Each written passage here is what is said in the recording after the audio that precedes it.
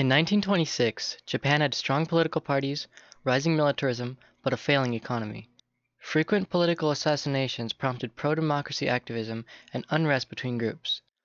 From 1932 on, almost every prime minister was military. In 1940, due to an economic crisis, political parties began to disband, soldiers began to mutiny, and political assassinations were frequent. This parallels the state of Syria in the late 1900s. During World War II, the Japanese allied with Nazi Germany and occupied French Indochina and many other territories in East Asia. Previous to World War II, they killed over 200,000 in the invasion of Manchuria. The country did not stop fighting until the Nagasaki and Hiroshima bombings of 1945. The solution to Japan.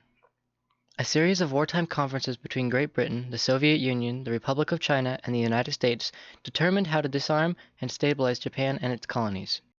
They wanted to be able to leave Japan without risk of further militarization. They removed leaders guilty of war crimes and banned military officers from taking political positions. But their first priority was to set up a food distribution network, though millions were starving still. Many pushed for Emperor Hirohito to be convicted for war crimes, but the Supreme Commander for the Allied powers, Douglas MacArthur, set out to win the support of Hirohito. With his support, MacArthur had the resources necessary to rebuild Japan. There was still an economic crisis in Japan, even with the emphasis on the economy. Along with promoting good business practices, Japan was used as a main supply hub for UN and American involvement in the Vietnam War. This was crucial to the recuperation of Japan. The United States rewrote the Japanese Constitution and modeled it after the U.S. Bill of Rights. As a democracy, it ensured the equality of women and various human rights. MacArthur also redistributed agricultural land and ensured workers' rights and the right to join a union and take industrial action. Past and present Syria. In the beginning of the relevant history of Syria, European powers of the Triple Entente cut up Southwest Asia, Britain and France occupying the residual Ottoman Empire with the Russian support. The Arabs hoped, according to earlier British promises, for an autocracy, so nationalism grew and Great Britain withdrew, allowing France to occupy all of Syria under the French Mandate, which was supposedly an alternative to imperialism. The Great Syrian Revolt started in 1925 to reject the French-controlled Syrian Federation between the three states of Syria, Damascus, Aleppo, and Alawite. On May 1930, the state of Syria was declared the Republic of Syria, gaining independence from France, though France did not recognize this and again tried to separate the states and have influence while Turkey was also claiming territories. Syria again declared its independence in 1941, World War II, as European powers' control of East Asia was shifting, but it wasn't recognized until 1944 when Europe was too weak to hold on. Then again in 1945, France bombed Damascus and tried to arrest its democratically elected leaders.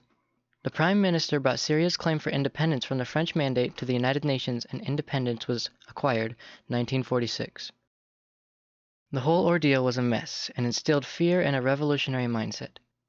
Syria was involved in the Arab-Israeli War, and Syria was the last country to sign the treaty with Israel.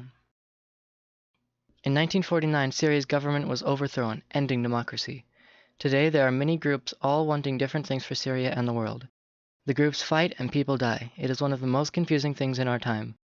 The Wikipedia article on the Syrian Civil War contains 34,000 words. The average document has between 2,000 and 5,000. $6.5 billion of aid has been requested of the UN as of December 2013.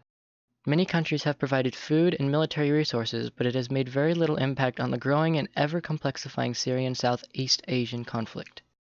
Over 400,000 Syrians have died in the civil war alone. Solution for Syria. The United Nations should occupy Syria as the US did with Japan. We learned our lesson in World War I with Germany and made the right decision. The only difference is the number of people involved. We can't keep poking our finger at the situation and expect it to help if we want to accomplish something and fix the world. But this situation is dangerous. We will most likely need to be covert. We should also begin with humanitarian action, as to not have them afraid for their lives and their land. Syria has been subject to many changes in power and war, leaving it in economic and cultural disarray. We must do as MacArthur did, focus on the economy and find a way for the venture to be economically self-sustaining while not stripping them of their resources.